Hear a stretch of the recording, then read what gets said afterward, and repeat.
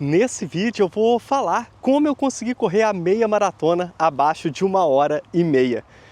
Foram várias tentativas aí nos últimos 2 anos e meio, até finalmente eu consegui fazer essa marca na meia maratona de Cascais desse ano. Ao longo desse caminho, dessas tentativas nos últimos anos, houve erros e também acertos, e eu vou falar um pouquinho sobre os erros que eu cometi nas últimas tentativas e o que eu tive que analisar e tentar consertar para finalmente atingir essa marca que eu tanto queria e estava em busca aí há muito tempo. Esse vídeo também pode servir para você que não esteja querendo essa marca, objetivamente a marca de sub 1h30, mas pode servir para aquela marca que você busca, porque muita coisa aqui, muitas ideias que eu tive que modificar para atingir sub 1h30, pode servir se você está aí querendo sub 2, querendo sub 1h45, sub 1h40, ou até mesmo mais rápido que isso, sub 1h25, sub 1h20. Muitas ideias aqui vão funcionar. Então roda essa vinheta e vamos aqui bater o nosso papo.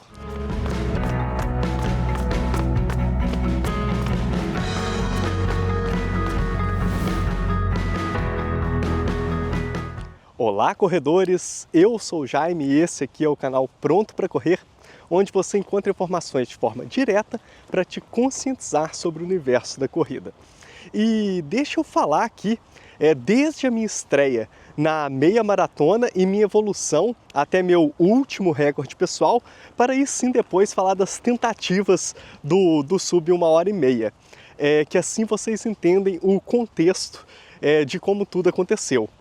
A minha primeira meia maratona foi em setembro de 2021, em Copenhague, e eu já estreiei fazendo sub 1h45. Eu lembro que quando eu estava treinando para aquela prova, minha ideia era estrear sub 2 horas. Só que depois, com a evolução do treinamento, do ciclo de treinamento, eu fui vendo que era possível tentar sub 1h45, e foi exatamente isso que eu fiz. E depois de tentar e conseguir, depois dessa estreia sub 1h45, eu no mês seguinte fui para Valência e falei, vou tentar agora sub 1h40, e consegui. Outubro de 2021, fiz Valência em 1h39. Estou aqui com os valores apontados para eu não me esquecer, tenho aqui de cabeça, pode ser que eu me esqueça. Copenhague então foi 1h43 a estreia, depois um mês depois, Valência, 1h39, então isso segundo semestre de 2021. No primeiro semestre de 2022, em Praga, eu já fui para tentar sub 1h35, ou seja, baixar mais 5 minutos, baixei. Comecei sub 1h45, depois sub 1h40 e depois já fui tentar sub 1h35 e consegui. Então foram 3 tentativas de baixar 5 minutos e consegui. E depois então, no segundo semestre de 2022, eu voltei para Copenhague fazer de novo essa prova. Quem acompanha o canal sabe porque eu tive que voltar em 2021. Tanto Valência quanto Copenhague não valeu dentro do circuito da Super Refs, então eu voltei um ano depois. E aí, quando eu comecei o ciclo de treinamento, como eu já vinha de 3 provas, sub 1h45, sub 1h40, sub 1h35, eu pensei, a próxima é sub 1h30, se eu estou baixando de 5 em 5. No meio desse ciclo eu vi que não dava, que os treinos, eu estava evoluindo, mas não ia ser possível evoluir até esse ponto. Então eu fiquei ali pela metade. A tentativa era sub 1h32,5. Em vez de baixar 5, baixar 2 minutos e meio. E isso eu consegui. Eu fiz 1h32,17. Isso setembro de 2022. Desde então, nunca mais eu tinha batido o RP. E aí sim, vem aí as várias e várias tentativas que eu tive depois. E sempre eu separava as provas-alvo, essas meias maratona que ia ser a prova-alvo, uma por semestre, para fazer essa tentativa. Então, depois do segundo semestre de 2022, no primeiro semestre de 2023, a minha prova-alvo seria Madrid. E aí vem o primeiro erro. Por que eu escolhi Madrid? O foco aqui não era exatamente a minha prova-alvo, não era o desempenho nessa prova, mas sim aproveitar para fazer uma viagem. Porque a melhor logística que tinha, quem está vendo do Brasil, eu moro em Portugal, né? A melhor logística para eu viajar para a Turquia, eu e minha esposa, a gente queria conhecer a Capadócia e depois eu vi que tinha uma prova em Istambul no fim de semana. Então o fim de semana antes tinha a meia maratona de Madrid, que é inserida dentro da Maratona de Madrid, do circuito Rock and Roll. E eu falei, olha, o foco nesse primeiro semestre fica a meia maratona de Madrid, vou para ela, depois pego o avião, vamos para a Turquia, corro no fim de semana seguinte a meia maratona de Istambul e aproveito também nessa viagem, conheço Istambul, que era desejo conhecer Istambul e conhecer a Capadócia. E fiz isso. Então, pela ideia ser mais aproveitar a logística, encaixei Madrid. E Madrid tem uma altimetria muito complicada. Eu estava treinado para tentar correr 1h30, 4h15, só que tudo tinha que ser perfeito. Não me liguei muito a essa questão da altimetria. Claro que eu verifiquei a altimetria, vi que tinha ali subidas e descidas, só que na prática a teoria é outra, a gente até brinca isso, e na hora que eu fui enfrentar aquelas subidas, eu sabia que talvez os primeiros 4 quilômetros de Madrid, dessa meia maratona, são sempre subindo, e eu teria que fazer um pouquinho abaixo dos 4h15 para depois, quando começasse a descer, recuperar. Subir esses 4 quilômetros. Quando estava descendo, eu já comecei a sentir que não ia dar, que aquela subida teria me quebrado. Mas o problema é que, mesmo se eu tentasse recuperar depois na próxima descida que tinha ali do quilômetro 5, sei lá, até o 10 talvez, depois vinha uma sequência enorme de quilômetros subindo e descendo, uma verdadeira montanha-russa. E esse foi o meu erro. A escolha não foi exatamente uma escolha de uma prova propícia para essa tentativa. Passado então o primeiro semestre desse ano, com essa tentativa frustrada, não lembro agora aqui de cabeça o tempo da prova e acabou que eu não anotei aqui, mas foi aí 1h30 e tal, acima do RP, como eu disse. Segundo semestre, defini, minha prova-alvo vai ser no Porto. Em casa, melhor, meia maratona do Porto, viagem tranquila, vou daqui até o Porto, descanso, tenho casa para ficar lá, tranquilo, só que aí azar.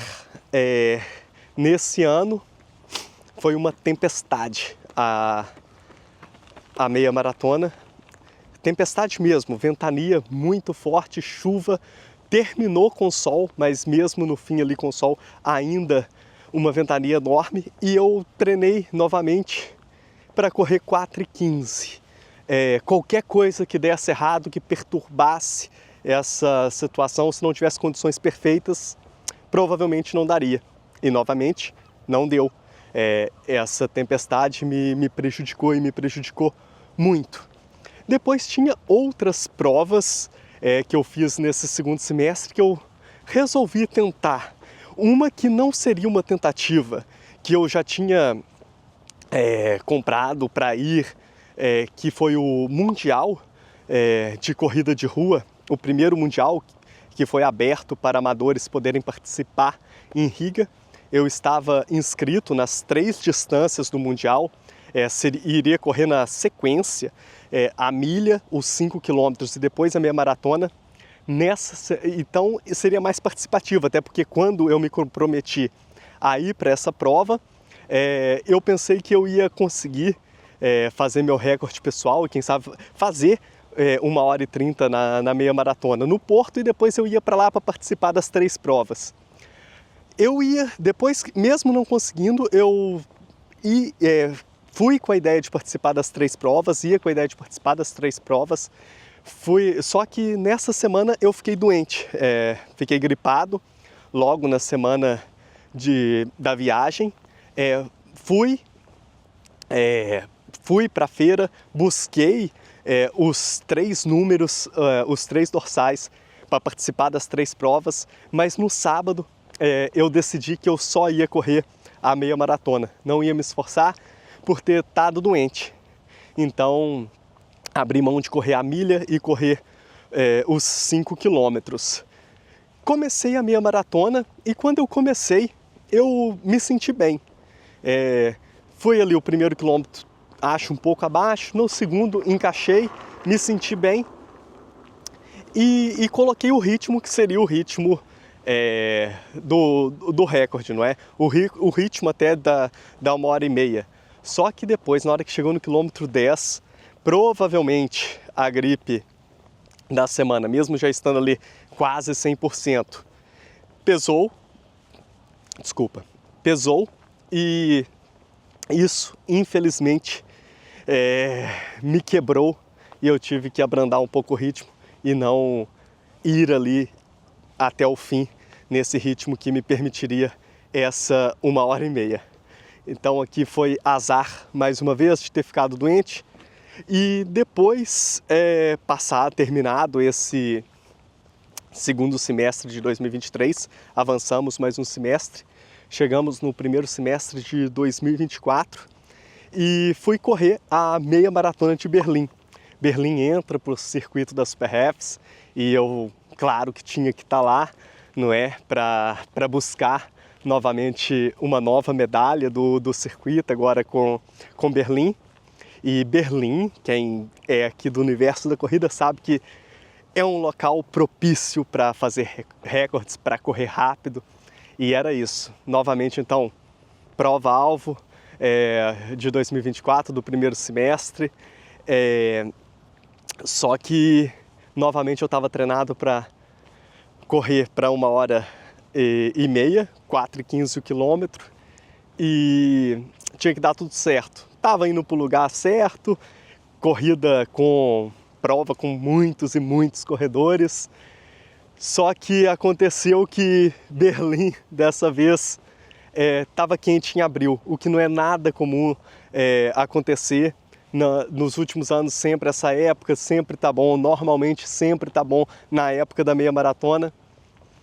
O tempo a gente sabe como tá, né? O clima tá mudando muito e o que aconteceu foi que estava mais quente do que o comum. Tava ali na casa, não lembro agora ao certo, né? Mas estava sol, abriu sol durante a prova e estava na casa dos 20 graus, ao invés dos 10 que a gente tanto gosta, né? A gente quer correr sempre 10 graus, é a temperatura perfeita. Tava ali na casa dos 20. Eu fui num ritmo bom até por volta ali dos 10, 12. Depois eu vi que não ia dar, senti que não ia dar, que não valia a pena forçar. O calor estava desgastando e resolvi abrandar um pouco para terminar a prova bem, terminar a prova com um sorriso no rosto, até porque era uma prova que iria novamente fechar o circuito da Super Halves, né? Então por isso resolvi abrandar. E ano passado eu comecei o projeto Correr Portugal, né? De correr em todos os municípios do país. E no segundo semestre eu não tive prova-alvo. Meu foco estava voltado mais para fazer esse projeto, não tive prova-alvo. Aí chega o primeiro semestre desse ano. E durante esse projeto, conversando com pessoas, calhou de tentar na meia maratona de Cascais. Já falo o porquê a escolha foi Cascais, mas o que aconteceu foi que no segundo semestre do ano passado eu corri uma prova de trail. Foi a primeira vez que corri uma prova de trail, uma prova bem corrível e uma distância nova para mim. Eu tinha ido até então no máximo nos 21 quilômetros, né, na meia maratona. Era uma prova de 30 quilômetros, com pouca altimetria para trail, né? Acho que era ali na casa dos 600 metros de ganho positivo, nada demais para uma prova de trail de 30 quilômetros.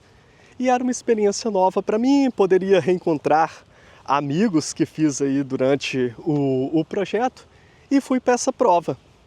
E quando eu terminei essa prova, já nas semanas finais antes dessa prova acontecer, eu pensei assim, tô com um volume agora muito bom e acho que passada essa prova eu vou continuar meu treinamento e depois vou entrar num ciclo para tentar novamente o sub 1h30. Eu senti que era o momento de tentar mais uma vez esse sub 1h30. E aí várias coisas deram certo. E essa acho que foi o meu primeiro acerto. Eu fui, depois de ter corrido, acho 17 meias maratonas, eu fui fazer uma prova maior, de distância maior do que a meia maratona. Não fui para maratona, que é o dobro, né? Mas fui para uma prova de 30 quilômetros, corrível.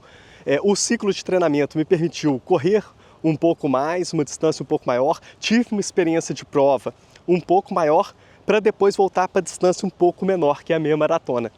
Isso foi meu primeiro acerto, eu acho, dentro de todos os outros, foi fazer esse volume. E o volume semanal também, eu estava com um volume um pouco mais alto. Em média, aí, nesse ciclo agora, que eu fiz o RP, era 70 quilômetros semanais que eu estava fazendo. E a evolução foi muito interessante, que eu cheguei nessa prova, diferente das outras que eu falei, cheguei para correr a 4h15, que é cravar o sub 1h30, mas se tudo der certo. Dessa vez, a previsão que eu tinha depois, quando eu cheguei no fim desse ciclo, é que se todas as condições fossem as perfeitas, as ideais, eu iria conseguir correr por volta dos 4h12 por quilômetro, o que daria ali certa folga, daria para conseguir 1h28. Então eu tinha ainda essa gordura de estar melhor condicionado no dia da prova. Essa projeção foi muito interessante. E não só o volume que foi maior, a carga também ela foi maior nesse último ciclo. E para fazer o controle de carga, já tem uma série que eu gravei aqui no canal. Quem não conhece, quiser entender melhor, tem uma série sobre carga de treinamento bem completa. E dessa vez, no Strava, por exemplo, tem lá o fitness, que é uma das variáveis de controle de carga, mostra os 2 últimos anos. E eu estava com um pico de fitness que não tinha atingido nos 2 últimos anos, bem mais alto. Eu vou colocar aqui, vocês vão ver isso. Foi bem interessante. É aquela coisa que a gente olha, é uma métrica que a gente olha e isso dá confiança. Mostra que está no caminho certo e foi um acerto. O aumento de volume, mas não só volume por si só, mas o aumento da carga também. A intensidade colocada no momento certo. Eu fazia normalmente 6 treinos na semana, desses 6, 2 de intensidade. Comecei fazendo séries mais curtas, não é? Mais curtas e bem mais rápidas, que são os intervalados intensivos, e depois nesse mesmo dia da semana que eu fazia isso, depois de algumas semanas, 6 semanas, eu passei para intervalados extensivos, que são a velocidade um pouquinho menor, velocidade ainda acima do que eu usei como alvo, que era os 4h15, era o alvo, depois evoluiu para 4h12, como eu disse, mas com intervalos um pouquinho maiores. E o outro treino que semanalmente eu fazia de intensidade era o Tempo Run. E aí também eu fui progredindo aos poucos, ao longo das semanas, o volume desse treino do Tempo Run. Quem não paga o Strava, eu mostrei o fitness agora, quem não tem assinatura do Strava, não tem acesso a isso e tem o iOS, para Android eu não conheço, existe um aplicativo muito bom que também mostra isso, que é o Health Fit. E nessa série de vídeos que eu fiz, lá também eu mostro esse aplicativo para quem quiser conhecê-lo. Outra métrica que dá confiança, que deu confiança nesse caso, VO2 máximo. Eu fui correr essa prova com um VO2 máximo de 60. Eu nunca tinha atingido 60 de VO2 máximo para correr uma prova. Então, cheguei em 60, foi mais um número, né? Isso é só uma métrica, mais um número que me deu confiança. E esse número, de maneira absoluta, a gente não pode confiar cegamente nele. Não significa que é 60, eu não posso ter certeza desse valor de 60, porque isso é uma estimativa que o relógio consegue fazer através de diversas inputs, diversas métricas que ele vai pegando ao longo do tempo com o treinamento. Mas a tendência de crescimento, essa a gente pode confiar, mesmo que no valor absoluto a gente não possa confiar. Já falei de VO2 máximo aqui no canal também, para quem quiser saber um pouquinho mais. Outra coisa que me deu muita confiança durante esse processo. Algumas semanas antes, acho que um mês antes, aqui na Figueira da Foz, onde eu tô, teve os campeonatos nacionais de estrada de 10 quilômetros e por ser uma prova homologada de 10 quilômetros, tinha um tapete nos 5 quilômetros. Então eu teria certeza que estava ferido aqueles 5 quilômetros e a passagem podia contar. E eu fui para fazer sub-20 nos 5 quilômetros e consegui. Então essa métrica também, conseguir o sub-20 nos 5 quilômetros, me deu mais confiança. E eu fui com tanta sede ao pote de conseguir cegamente focar no sub-20 nos 5 quilômetros, que depois da segunda metade da prova eu deixei um pouquinho para lá e fiz 40 minutos e qualquer coisa nos 10. Agora, quando eu terminei a prova, eu fiquei pensando que se talvez eu tivesse focado nos 10, fazer sub-40 nos 10, pode ser que eu teria conseguido.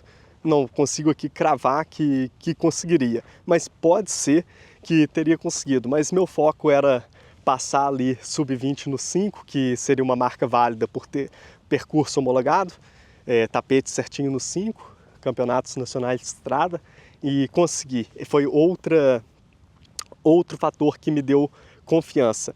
Outra coisa, eu entreguei toda a planilha. E isso dá muita confiança, você ter certeza que entregou. Para falar a verdade, eu só não consegui entregar 2 treinos, que foi quando eu estava na maternidade, que meu filho nasceu agora já no fim, nas últimas semanas, já 3 semanas antes da prova. Os 2 dias que eu estava na maternidade eu não treinei e não consegui entregar esses treinos. Mas mesmo o treinamento também já estava todo pronto. O bruto do treinamento estava todo pronto antes dele nascer. Até por isso que eu fui até o fim com essa tentativa. Porque depois, nas primeiras semanas, quem é pai, teve já um filho, sabe que a rotina muda bastante, a gente não tem grande rotina. E quem me segue no Strava vê como foram meus treinos, os horários que foram meus treinos. Eu saía para correr perto da meia-noite, quando dava, o horário do dia que dava, que era a hora que eu saía para correr.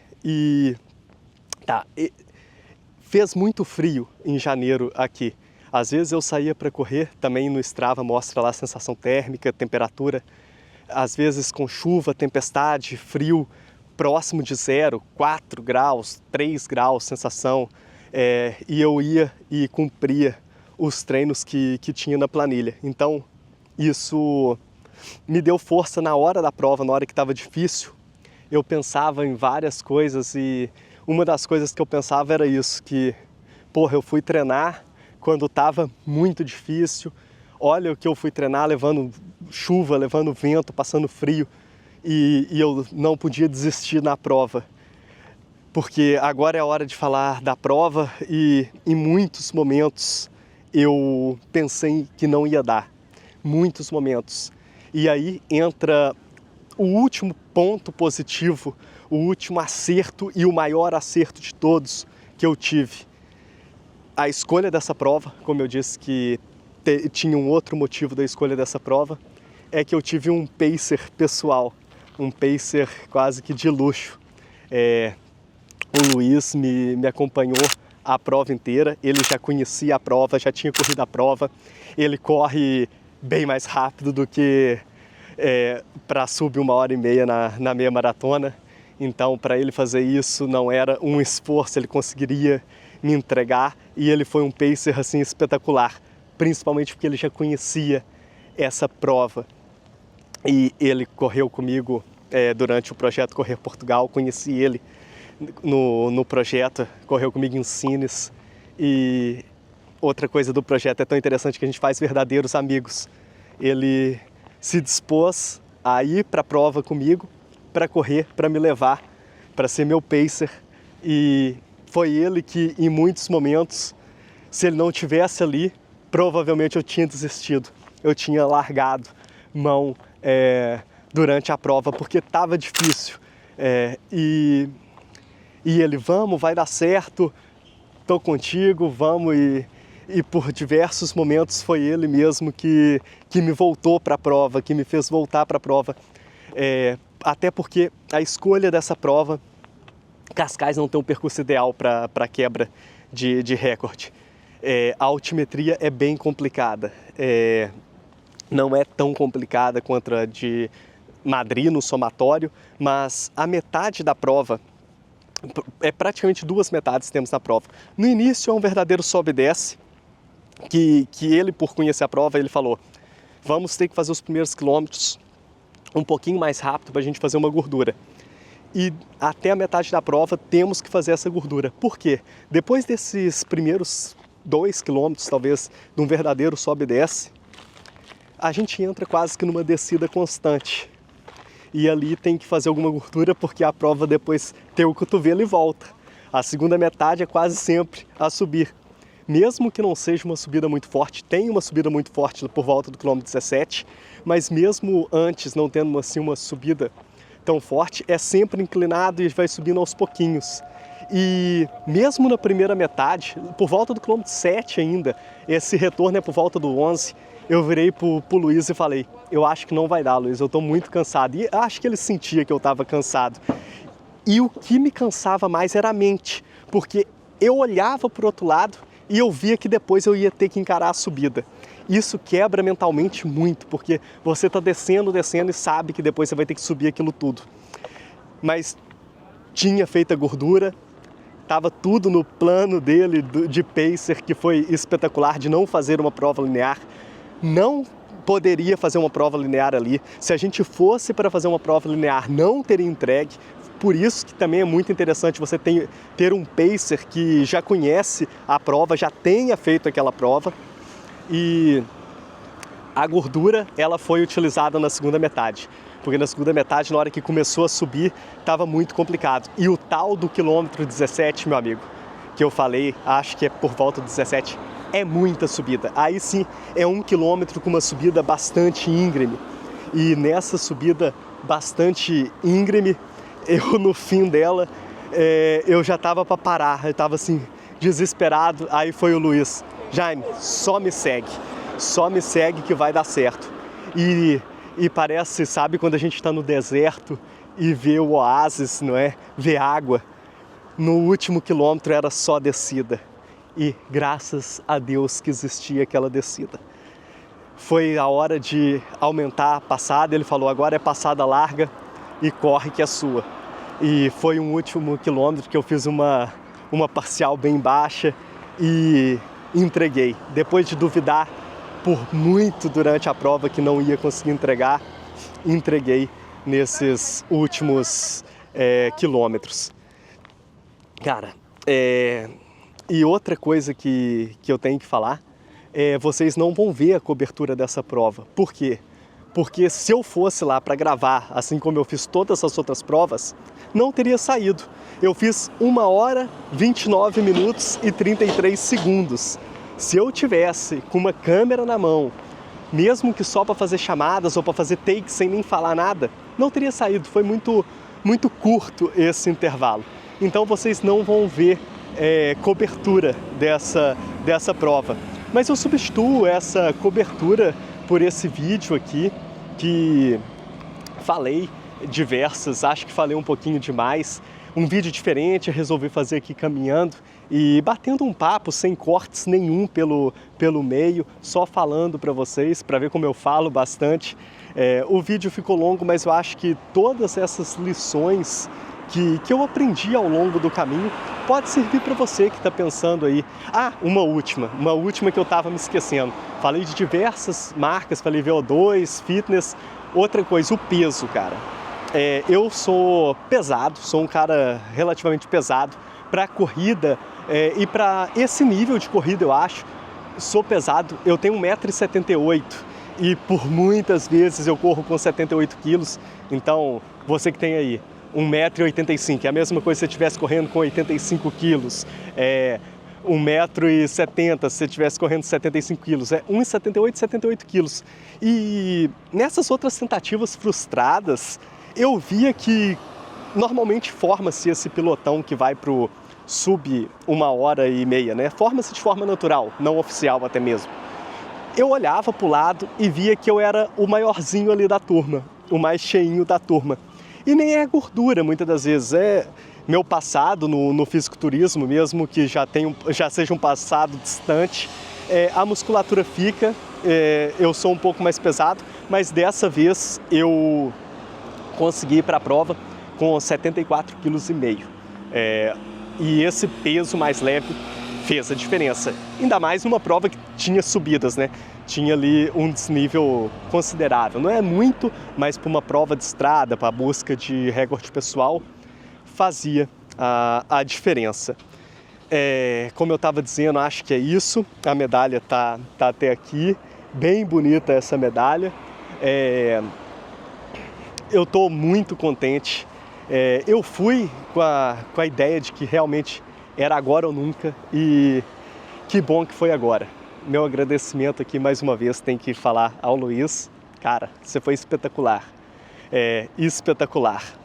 E agora, depois de eu ter batido essa minha meta, eu posso agora sim, com a consciência tranquila, alçar voos maiores. Cara, eu sou teimoso, sou uma pessoa teimosa e eu não iria alçar voos maiores sem antes atingir o sub 1 hora e meia.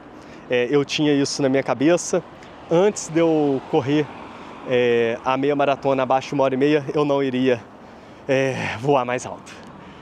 Então é isso, desculpa falar demais. Se gostou desse vídeo, desse tipo de vídeo diferente aqui, de só bater um papo aqui com vocês, comenta aí para eu saber se gostam também de vídeo assim, ao invés de ficar fechado em casa, só ali sentado na sala batendo um papo para a câmera. Talvez assim, caminhando na rua, possa ser interessante também. Me digam o que acharam, se gostou desse vídeo já sabe o que fazer, né? É aquilo de sempre que ajuda demais aqui no YouTube. E se você ainda não é inscrito aqui no canal, espero poder contar contigo como inscrito por aqui. E se você tiver alguma dúvida em relação a qualquer coisa que eu falei aqui nesse vídeo, também pode me mandar que eu tento responder. Então é isso, ficamos por aqui, cada vez mais pronto para correr e com um sorrisão no rosto por ter feito essa marca espetacular que eu tanto queria. Valeu!